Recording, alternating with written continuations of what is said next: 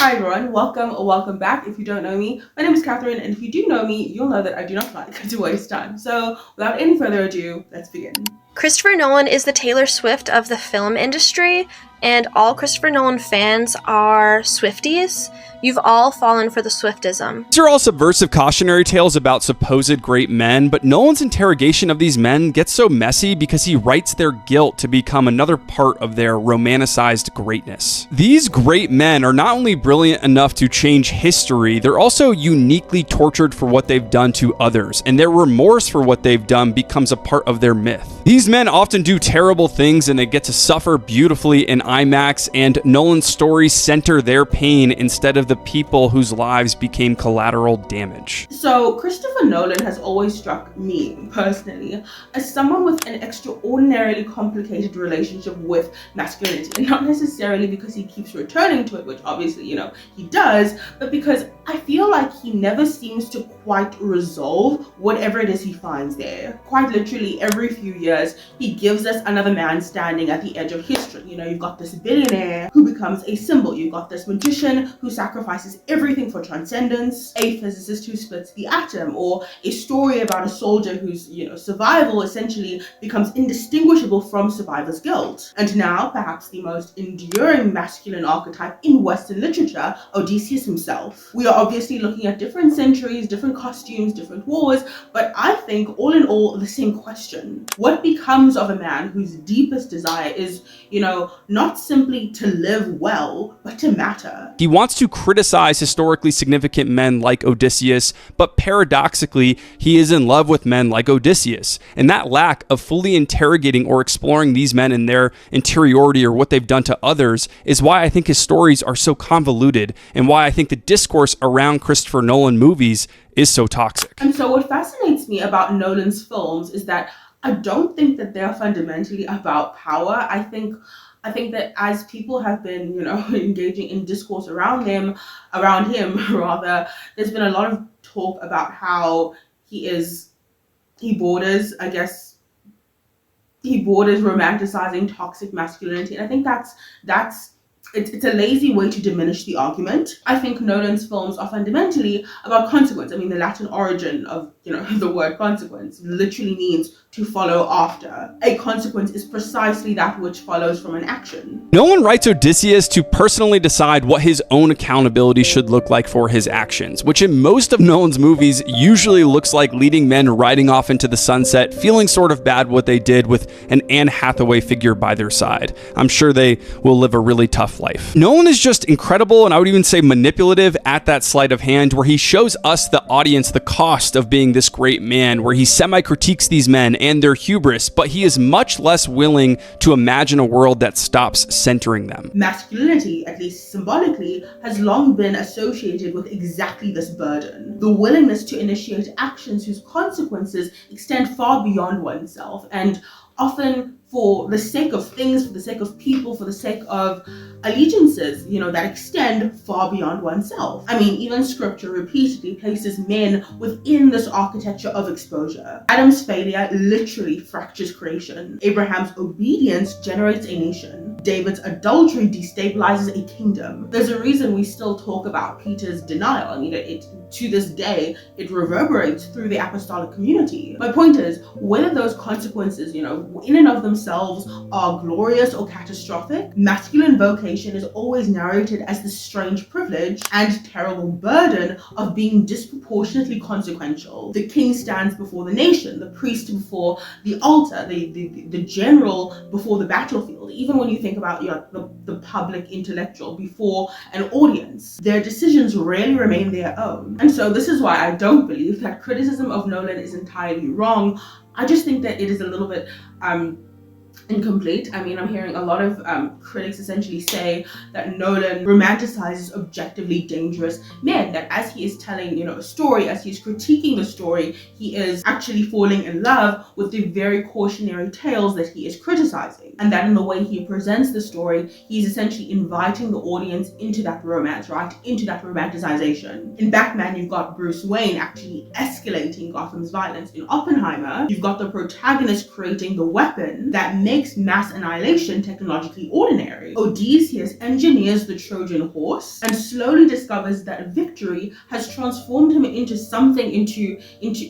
a man frighteningly similar to the very barbarians he thought himself to oppose. Yet Nolan always grants these men something bordering on tragic nobility. You know, their remorse actually becomes a part of their grandeur. And I've noticed this not just in Nolan's works, but in most fictional works written by men. Their guilt is evidence of their moral seriousness, right? Their nobility. It is important in these stories that these men suffer for their consequence. I see it honestly, you guys, over and over again, and it's complicated, right? Because it's not necessarily that their internal torment like redeems the external devastation, which I've also heard argued. I think it's more so that the degree of that internal suffering evidences their self-awareness, because that's the other thing. These protagonists, these men, and obviously the directors themselves are incredibly self-aware. Bruce Wayne creates a symbol in Batman that helps escalate the violence that destroys Gotham. Oppenheimer creates the bomb and watches the bad actors in government turn his decision into mass death. And Odysseus creates the Trojan horse that helps destroy an entire society as he slowly realizes that he and his army have now become the barbarians that they thought they were fighting. He writes their guilt to become another part of their romanticized greatness. These great men are not only brilliant enough to change history, they're also uniquely tortured for what they've done to others, and their remorse for what they've done becomes a part of their myth. These men often do terrible things and they get to suffer beautifully in IMAX, and Nolan's stories center their pain instead of the people whose lives became collateral damage. There's this quote I really love and I keep returning to. It's by C.S. Lewis, and it says, I think it says, I'm paraphrasing, I might be butchering this, but it says, no man knows truly how bad he is until he has tried so very hard to be good. See, our witness to the male protagonist's torment, and I think Nolan's centering of such a male protagonist's internal conflict, internal suffering, validates how hard indeed he is trying to be good. Surely that's better than the shameless, the more overt misogyny, evil that the male protagonist is usually up against. Obviously, I'm being sarcastic because in the meantime, you've got the collateral being wives, children, cities, empires, the anonymous dead. They recede into the periphery of the narrative. The masculine interiority in these stories remains central. The victims very frequently just become atmospheric. Again, referencing back to Batman. We leave the narrative admiring Bruce Wayne's burden, sympathizing with his strain, with his struggle, more than we do the grief of Gotham City. And so if you end up watching The Odyssey, without any spoilers, you will likely leave the film contemplating Odysseus's conscience more than you will Troy's children, which is honestly, I think, unsurprising in its in its girardian irony. Rene Girard essentially argued that civilizations stabilize themselves by mythologizing the violence after the fact. And so we preserve figures like Napoleon, Caesar, Achilles, even Odysseus, right? Figures that were very consequential, but obviously left a lot of violence, a lot of devastation, a lot of dead bodies in their wake. Odysseus realizes that his greatest achievement is also his greatest regret, but Nolan still gives him this awesome John Wick-esque final moment and massacre to end the movie, and that writing choice helps Odysseus preserve his family, preserve his power, and saves him in the audience's eyes as this redemptive, complicated, great man. Nolan writes Odysseus to personally decide what his own accountability should look like for his actions, which in most of Nolan's movies usually looks like leading men riding off into the sunset, feeling sort of bad what they did with an Anne Hathaway figure by their side. I'm sure they will live a really tough life. Nolan is just incredible, and I would even say manipulative at that sleight of hand, where he shows us, the audience, the cost of being this great man, where he semi-critiques these men and their hubris, but he is much less willing to imagine a world that stops centering them. I don't think, honestly, we have ever quite known what to do with men whose capacity to build civilizations is inseparable from their capacity to destroy them, besides obviously to put them in prison when they take it too far, or to discuss them on ideologically abstract terms. That's the reason movies like this are so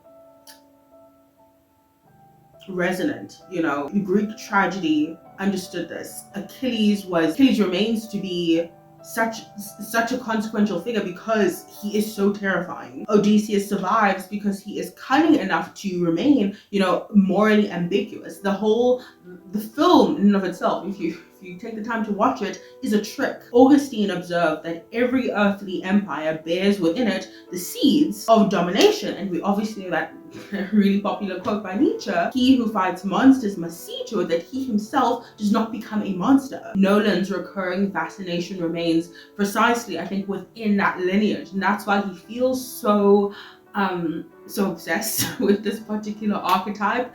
There's this idea that he keeps circling against. It is this idea of grandeur, magnificence, right? This greatness proportionate to extraordinary ends. His protagonists cannot simply be condensed to just competent men, right? These are men whose interior lives literally feel scaled to history itself. The anthropology is fascinating because it is essentially saying that a man becomes proportionate to himself only when history bends beneath the weight of his decisions. And like, that is the hook, right? That is what makes this idea so attractive, so addictive, even into the modern era's more overtly toxic ideals, because I think it hits so close to what I believe to be the truth. If you're a man, right, and you want to be masculine, I think it's incredibly difficult to escape the fact that you will need to be consequential, right? You will, in some measure, need to be affecting. You will need to be exposed, and you will need to figure out what that looks like for you in a way, obviously, that seems both survivable and worth it. Worth launching your ships towards, worth launching your best efforts toward, right? Worth launching your sacrifices towards. And sometimes,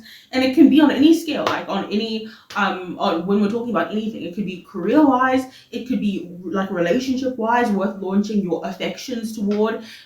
The point is, in all of these examples, we're talking about energy. We are talking about what you have to give. Masculinity, in this archetypal sense, is difficult to imagine without that precise externality, right? Withholding chaos, assuming responsibility, absorbing projection, remaining psychologically coherent, remaining sane beneath the glare of extraordinary visibility. Like I said, all of these figures have to be like necessarily exposed. I think Nolan understands this instinctively, and that's why his films resonate, especially so amongst the male demographic so deeply. Every one of his projects longs to matter on a scale commensurate to his capacity. Every one of his protagonists discovers that, consequence extracts a price equal to its magnitude. This is why I suspect so many audiences simultaneously fear and admire, but also resent these men, because there is an ancient temptation here. If one possesses sufficient power to shape history, perhaps history itself will eventually justify whatever was required to shape it. I can think of so many male figures, so many consequential, I think, icons in history that have obviously made the world the way it is, but the things they have done along the way, their character is, especially in their personal lives, is just objectively indefensible. It's indefensible.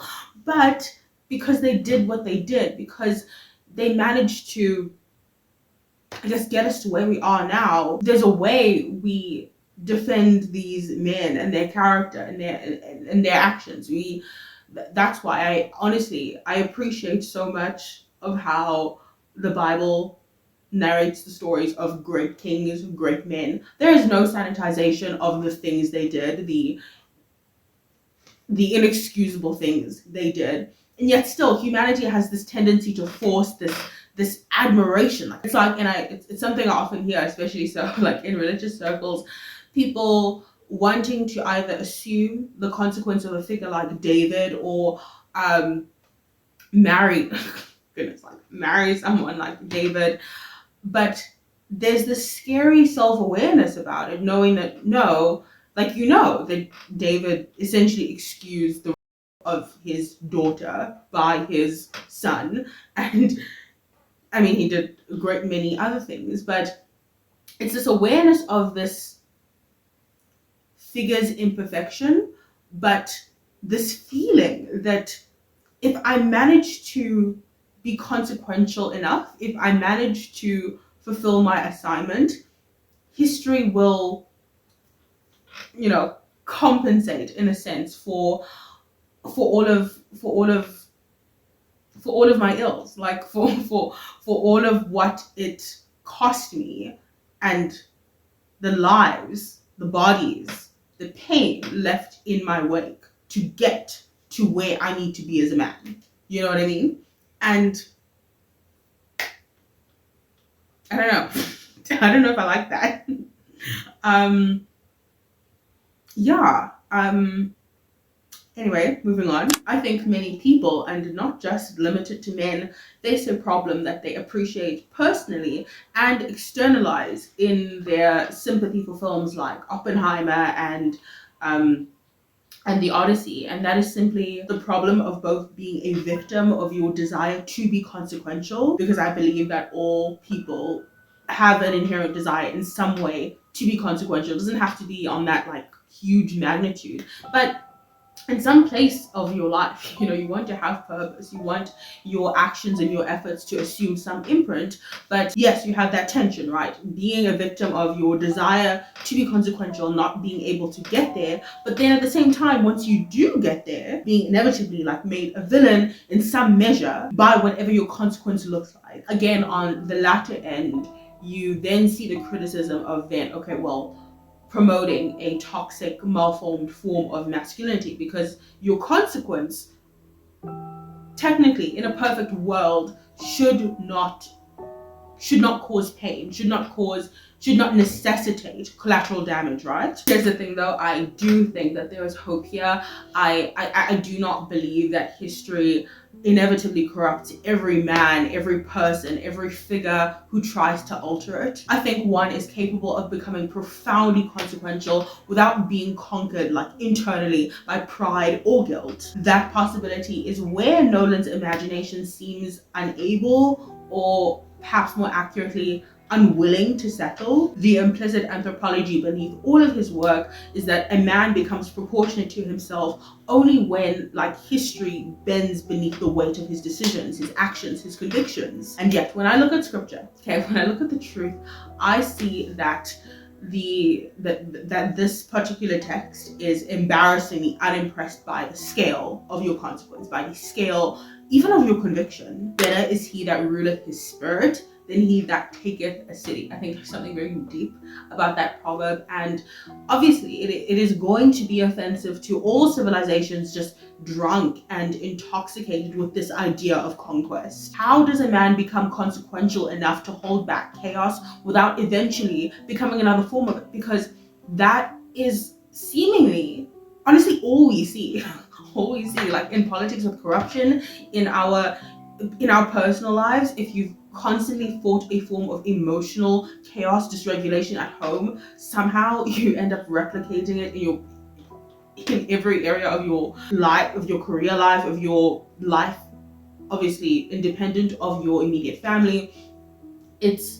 We see it in so many different domains. Because if masculinity does indeed, if it is as toxic as we are saying it is, which I honestly don't believe that to be true, but if it does possess this archetypal temptation, that temptation may not be violence, okay? That temptation may be that history will justify whatever instability, violence, pain, dysregulation, disorder, brokenness was necessary to make that man's consequence unforgettable. And that, I suspect, is why Nolan keeps returning over and over again, like, to these men. It is this implicit idea that greatness and catastrophe have become so historically entwined that modern audiences no longer know where one ends and the other begins. All that being said, Christ, I believe, is the only figure in scripture whose greatness increases in exact proportion with his willingness to absorb consequence